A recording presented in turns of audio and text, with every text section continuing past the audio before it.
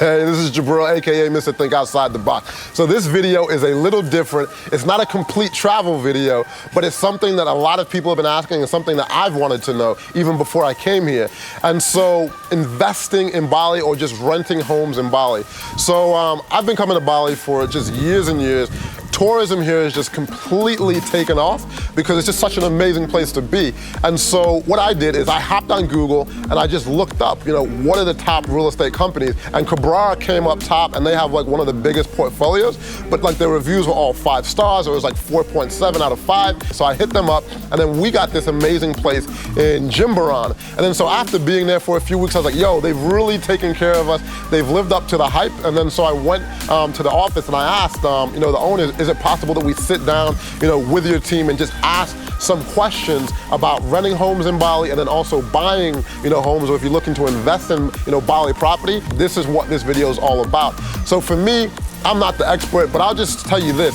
So renting homes in Bali, it's a little bit different than around the world typically. Here, you literally pay for your whole 12 months, or if you're doing a 6-month lease, you pay it all at once. So that's a big difference typically. And then I'm sure some owners will be lenient, but the majority of them, no, you pay for your entire year up front. Buying homes, I know, is a little different. So if you're Indonesian, you can buy like the land and you can have it, outright. But if you're a Westerner, you can't actually buy the property outright, and you have like what's called a freehold. But there are ways to, if you want to buy it outright, but I know it's some crazy long process. I'm not the expert, so I'm not going to say it wrong. That's why we've sat down with these guys and they've explained it here, for you guys looking to invest or just rent property in Bali. So the place, you'll see the place that we're actually staying at, and then you'll see places way outside of my price range, and just basically see what Bali has to offer. So I'm gonna stop talking and let the experts take over. We are located on one of the very busy streets here in Seminyak called Jalan Petitingit. And the name of our company, our office is Kibarer Property. Bali has a very special energy, as people always talk about when they come here. They feel certainly a very positive vibe. The atmosphere, the ambience here is all very different to many other places they go normally on vacation.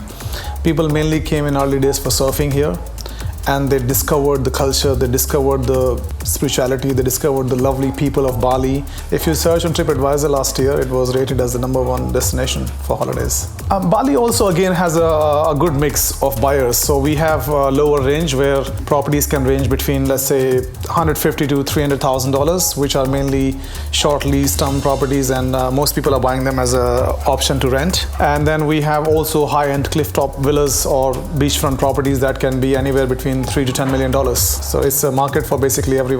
There are people who have got very high-profile jobs and they are well off financially. They're not particularly after rental returns, so they would buy a nice vacation home. For them, more important is to have comfort, have space, and have a good ambience, good atmosphere. They can bring their family, their children on holidays. Then we also have like nomads.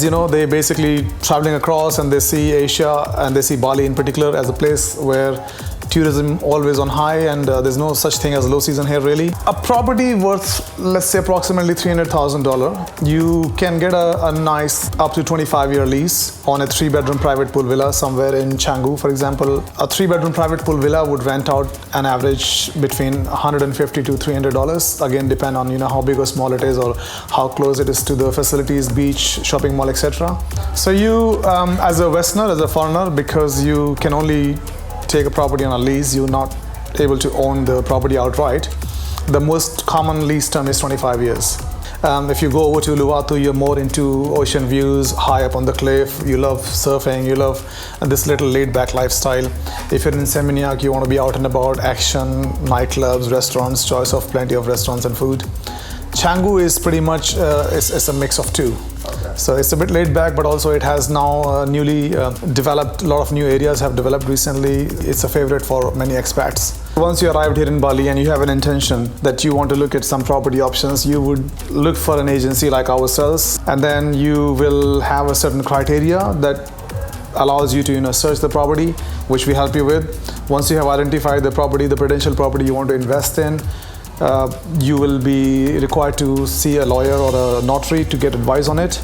That's it really. Once you found the property you want to buy, the notary takes care of the transaction, they do all work for you, and once it's ready, you come over and sign it. like as a tourist, you can rent a house or a villa for the number of nights you are going to be staying in Bali. That's purely for a vacation purpose. But if you're coming in and you want to rent a standard accommodation and you want to live here for longer than as a normal tourist would, then you're looking at yearly rentals. So for these kind of properties, the payment is required always for a year in advance at least. You can make longer contracts for 2 years, 3 years or 5 years where you can negotiate the price. When it comes to selling, I guess it's same, doesn't matter who you are. The only thing obviously can change is if, like you said, if it's an Indonesian owner selling it, he already owns the title. So he could be selling his property as a freehold to another Indonesian, or he might decide to change that to a leasehold to a foreigner. So if a local Indonesian person owns a house, for example in Canggu, which he owns outright, and there's an Australian buyer or a French buyer looking to buy that house, they may make an agreement for a lease-based agreement, which could be, let's say, 25 years. Same property, if an Indonesian buyer was looking at buying and he would be owning it outright, the price could change by another at least 40 to 60%. We have one of the biggest database for properties for sale in Bali, and I guess the whole approach of this modern and young crowd behind this agency is what kind of puts us ahead of in the game from others. The best working team here as you see around, and the most knowledgeable sales staff, most professional company. So I hope this video has helped you out. Like, 'cause a lot of the questions I had about real estate, I know a lot of other people had, and I was like, I didn't really see any videos out there, so I was like, hey, let me come and make it. And that's how, it typically happens. But I definitely recommend Kibarer. I can't recommend them enough. And if you go see them, tell them the boy sent you, Passport Heavy sent you over. And I am out of here. Have a great day, and hopefully I'll see you in Bali sometime. Take care.